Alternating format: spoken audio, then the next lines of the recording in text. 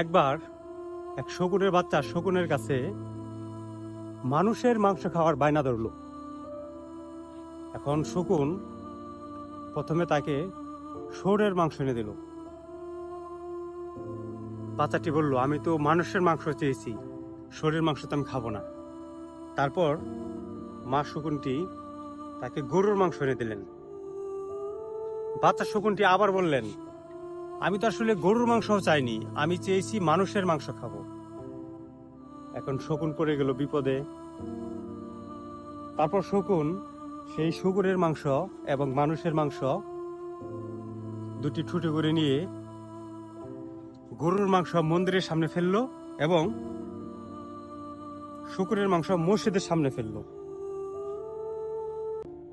তারপরে ঘটলো মজার ঘটনা। মজার না, আসলে দুঃখের ঘটনা। হিন্দুরা রাগান্বিত হলেন যে মুসলমানরা গরুর মাংস মন্দিরের সামনে ফেলছে, ঠিক মুসলমানরাও হিন্দুদের দোষারোপ করলো যে তারা শুকুরের মাংস মসজিদের সামনে ফেলছে। হিন্দু মুসলমান দাঙ্গা বেজে ফেললো, মারামারি শুরু করলো। এভাবে অনেক মানুষ সেই দাঙ্গায় মারা গেল। শকুন আর শকুনের বাচ্চা তখন সেই মানুষের মাংস খেল। তখন শকুনের বাচ্চা বলতেছে, মা, মানুষ কেন মারামারি করে? আর আমি অল্প মানুষের মাংস খেতে চেয়েছি আর তুমি এত ব্যবস্থা করে দিলে। তখন মা বলল, মানুষ হচ্ছে পৃথিবীর শ্রেষ্ঠ জীব, কিন্তু এই মানুষের মধ্যেই সব ভেদাভেদ। তারা মূলত ভেদাভেদ তৈরি হয়, মানে দাঙ্গা শুরু হয় ধর্ম এবং রাজনীতি থেকে। ধর্ম এমন একটি বিষয় যে ভুল বুঝাবুঝির কারণে তারা দাঙ্গা লেগে লক্ষ লক্ষ মানুষ মরে, তাৎক্ষণিক মরে।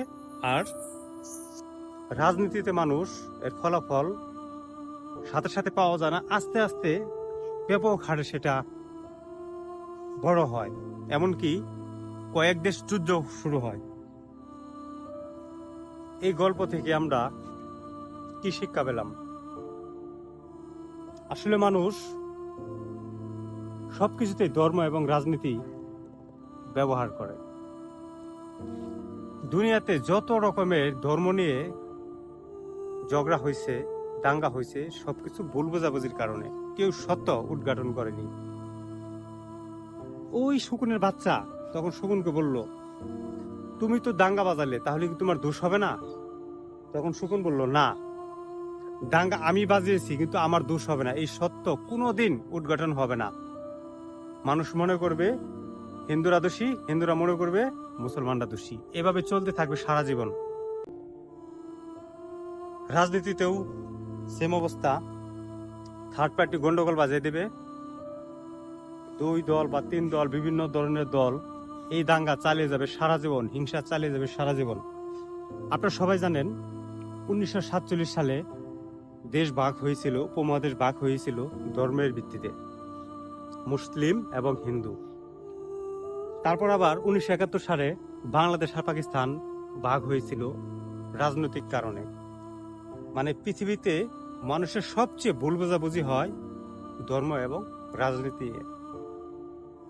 যারা ভালো জানে, জ্ঞানী, তারা কোনোদিন এগুলো নিয়ে বাড়াবাড়ি করে না। হযরত মুহাম্মদ সাল্লাল্লাহু আলাইহি ওয়াসাল্লাম বলেছেন, তোমরা ধর্ম নিয়ে বাড়াবাড়ি করবে না।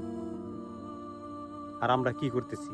ধর্ম এবং রাজনীতি হচ্ছে আমাদের আত্মার আত্মা। মনে হয় একই বাড়িতে এক ভাই একদল করে, অন্য ভাই আরেক দল করে, এক ভাই আরেক ভাইয়ের উপরে হামলা করে, মামলা করে, বিভিন্ন অবস্থা। একই গ্রামে বসবাস করে, যেখানে সবাই একসাথে মিলেমিশে থাকার কথা, সেখানে সবাই ঝগড়া বিবাদ নিয়ে ব্যস্ত, রাজনৈতিক কেন্দ্র করে, ধর্মকে কেন্দ্র করে। সকলকে শুভ বুদ্ধির উদয় হোক। ধন্যবাদ।